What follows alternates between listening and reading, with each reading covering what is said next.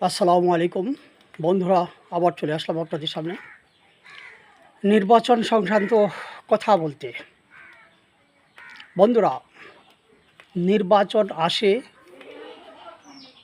নির্বাচন শেষ হয়ে যায়, নেতাদের ভাগ্যের পরিবর্তন হয়, সাধারণ জনমানুষের ভাগ্যের পরিবর্তন হয়েছে এমনটা আমার চোখে পড়েনি কোনোদিন। বন্ধুরা, আপনাদের চোখে পড়ে থাকলে জানাবেন।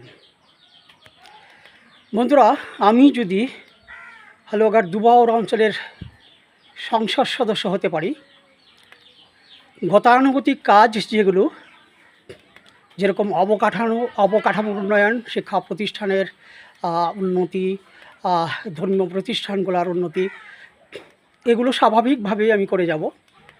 আমি একটি ব্যতিক্রম কাজ করব।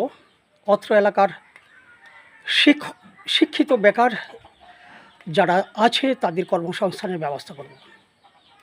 সেটি হচ্ছে যে অনলাইন ভিত্তিক কাজের ব্যবস্থা করব।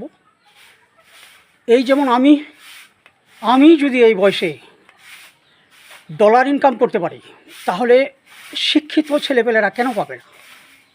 অবশ্যই পারবে। সেটি যদি সরকারিভাবেও না হয়, আমি আমার প্রতিষ্ঠান থেকে, ভাষা শহীদ আব্দুল জব্বার ফাউন্ডেশন থেকে বেসরকারিভাবে হলেও করে ছাড়বো ইনশাল্লাহ।